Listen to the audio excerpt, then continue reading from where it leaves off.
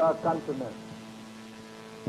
As of the 21st of this month, I signed Proclamation number 1081, placing the entire Philippines under martial law. This proclamation was to be implemented upon my clearance. And clearance was granted at 9 o'clock in the evening of the 22nd, last night.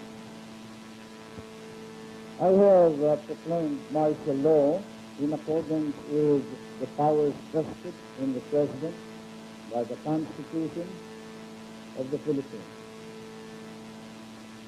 The proclamation of martial law is not a military takeover.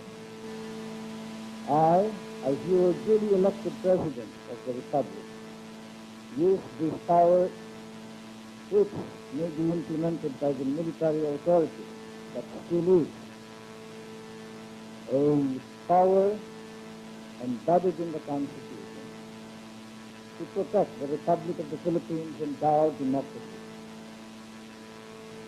A republican, a democratic form of government is not a helpless government.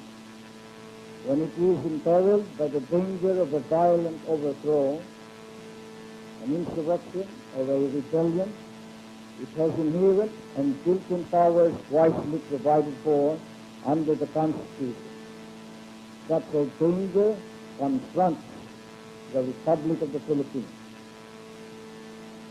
Article 7, Section 10, Paragraph 2 of the Constitution provides, and I quote, "The President shall be Commander-in-Chief of all the armed forces of the Philippines, and whenever it becomes necessary, he may call out such armed forces to prevent or suppress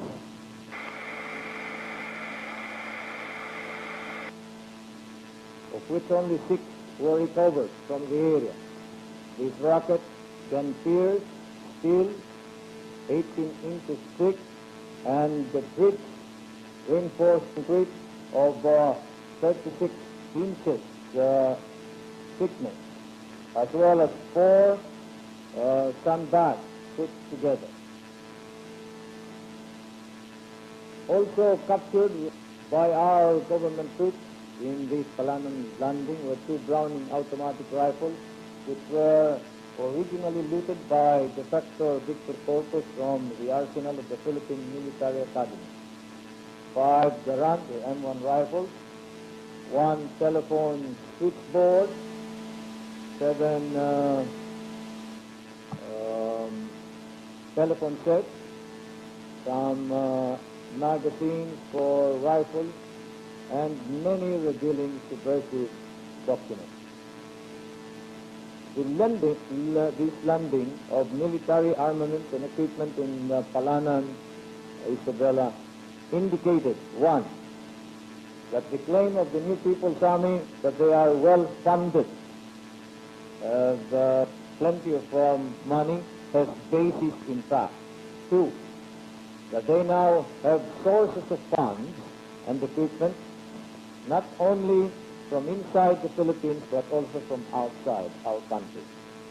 3, that the Communist Party and the New People's Army are capable of landing armament, military equipment, and even personnel in the many points unguarded in the long sea coast of the Philippines, which sea coast is twice that of the United States.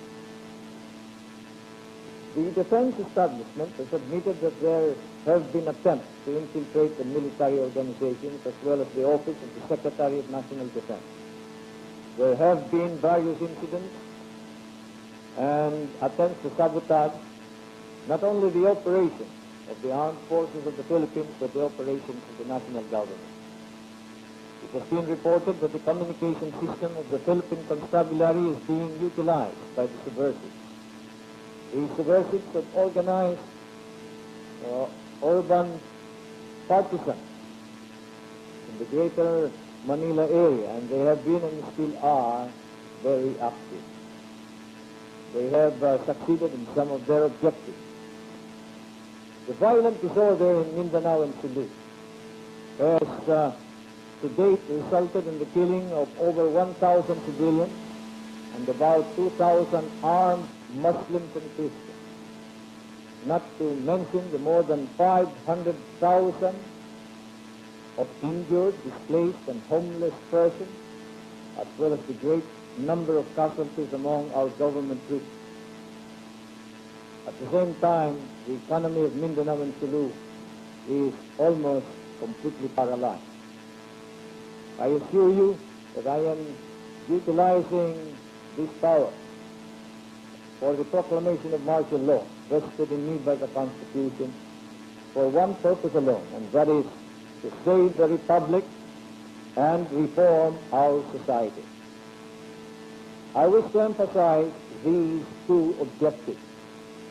We will eliminate the threat of a violent overthrow of our Republic, but at the same time, we must now reform the social, the economic, and political institutions in our country.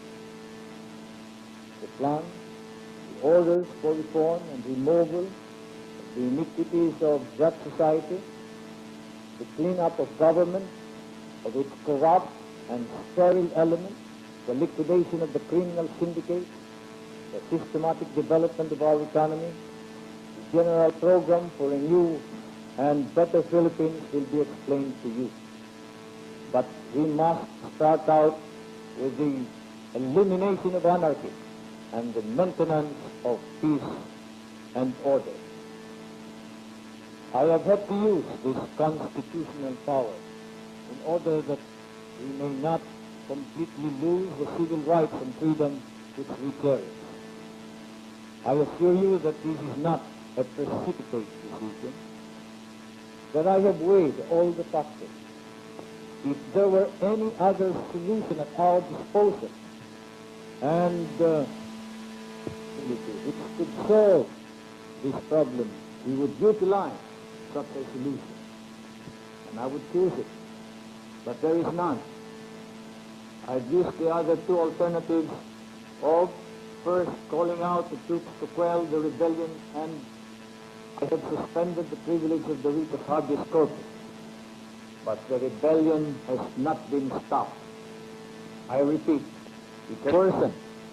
Thus it was discovered that when the suspension of the privilege of the writ of habeas corpus was lifted in January 11, 1972, the organization of the Communist Party had expanded their area of operations as well as increased their membership. So these two remedies, calling out of the troops and the suspension of the privilege of the writ of habeas corpus, are unavailing. You are all witnesses to this. You have witnessed the events of the last year. We have fallen and we are falling back on our last line of defense. You are also witnesses to the patience that we have shown in the face of provocation. In the face of abuse and license, we have used or attempted to use persuasion. Now, the limit has been reached, for we are against the wall.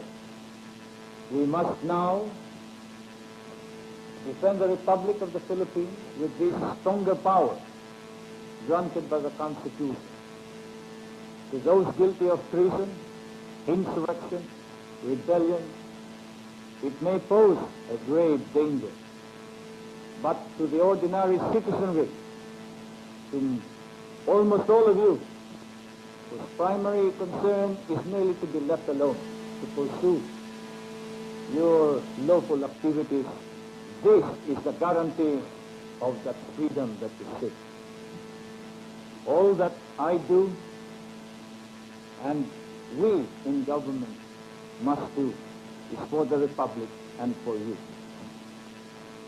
Rest assured that we will continue to do so. And I have prayed to God for guidance. Let us all continue to pray to Him. I am confident that with God's help, we will attain our dream of a reformed society, a new and brighter world. Thank you.